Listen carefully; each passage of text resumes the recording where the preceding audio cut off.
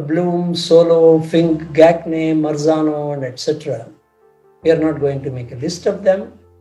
And why should we have so many taxonomies? Because they're trying to map how the brain is functioning. What do you mean by how do I classify learning? Is it based on some structures in the brain?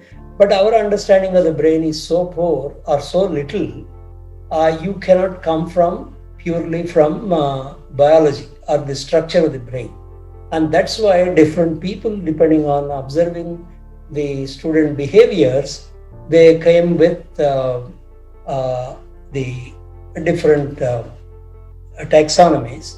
Even if you compare them, you can have some advantages, disadvantages, vaguenesses, and all that kind of thing. But it is the Bloom's taxonomy that kind of stood the is widely accepted, and it's also a kind of withstood the time, right? It started in 1956, and even today, though it is slightly revised in the year 2000, so we call it it's revised Bloom's taxonomy, and it holds good. It seems to satisfy many requirements. But there is one issue. The original Bloom's taxonomy supposed that any task, it favors one of the three psychological domains, namely cognitive, affective, and psychomotor. Okay, any activity that you do, like for example, while I am speaking and my interaction with you is dominantly cognitive, there is also an affective dimension. You are emotively reacting to what I am saying. Whether you like it, don't like it, or you have all kinds of your own emotions going through, which you cannot prevent. That's the way brain functions.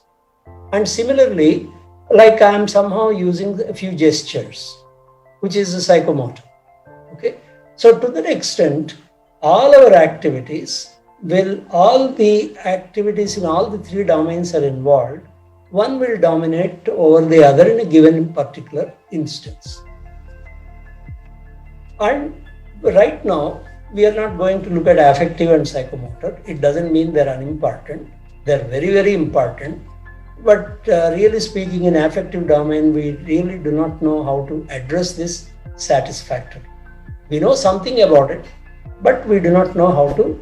Some teachers intuitively, without using any terminology, they seem to understand the emotions of the students, and they seem to take care of some of the things. Anyway, leaving that, most of it is cognitive domain. And the cognitive domain in our revised Bloom's taxonomy says there are two dimensions to that. And one is cognitive process, the other is knowledge dimension. There are two dimensions to this. And if you look at either the Fink or Gagne or Marzano, if you look at, they combine these the cognitive process and knowledge and somehow convert into unidimensional and make a mix of that and give you one unidimensional. Whereas by keeping these two dimensions as orthogonal or separate from each other, you get a much better picture in my view, and that's how the revised Bloom's taxonomy is valid. Okay, here the two dimensions of revised Bloom's taxonomy. There are cognitive processes. There are 6 of them. Remember, understand, apply, analyze, evaluate, and create. And there are 4 categories of knowledge: factual, conceptual, procedural, and metacognitive. And I think many of you are familiar with these. So I think I will skip going through the details with your permission, because we have only 15-20 minutes left. So you have remember, then you have understand, and in the revised Bloom's taxonomy, understand is divided into use 7 sub-processes. That means when I say it belongs to understand, I'm doing any of these things. Okay, and then apply. I'm using some procedure to perform exercises or solve problems. And that's what we mean by that.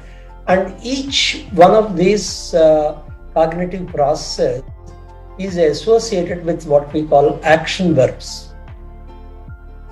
We start any statement with the action verb like determine, calculate, compute, like that.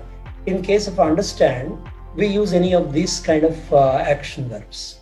Translate, illustrate, categorize, find a pattern, contrast, compare, this kind of thing. Okay.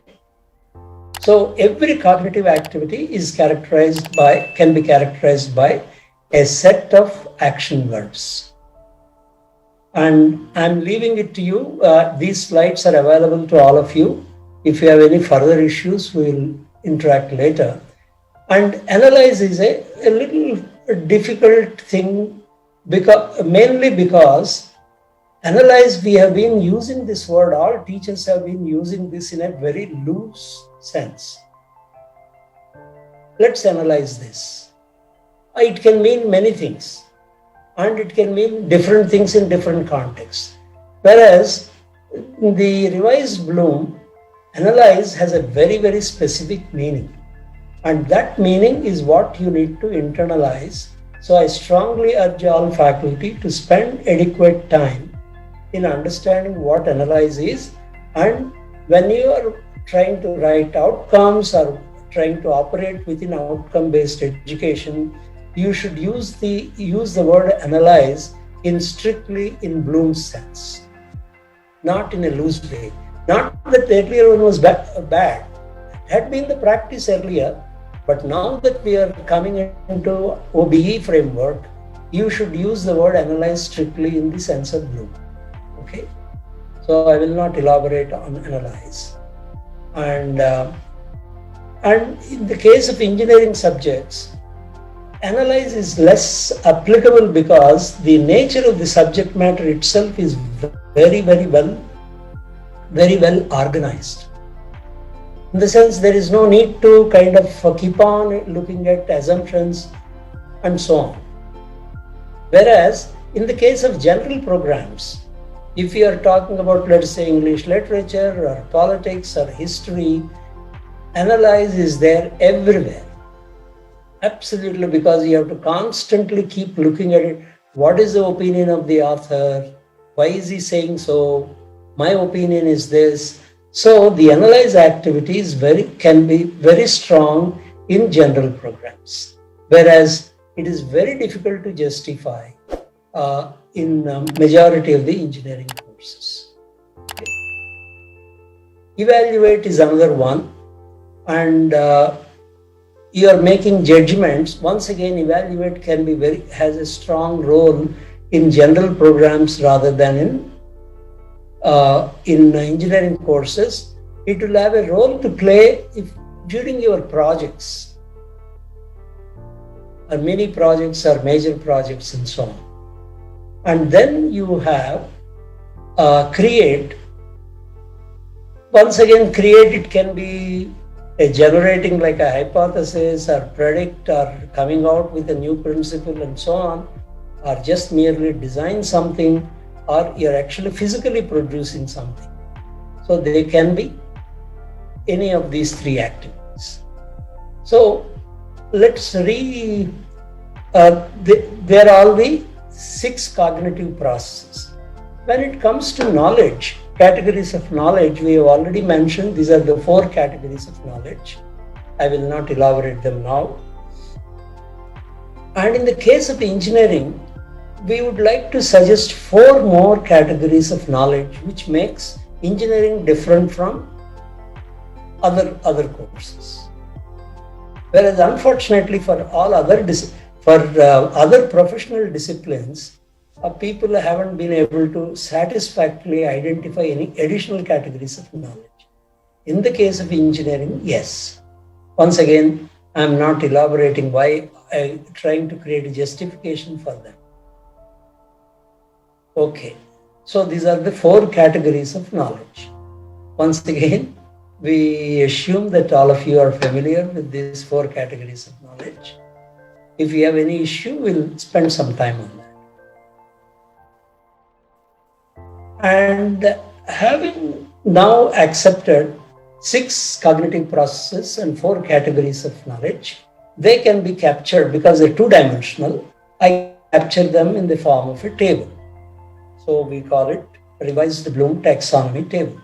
So any activity that I have, it's a cognitive process.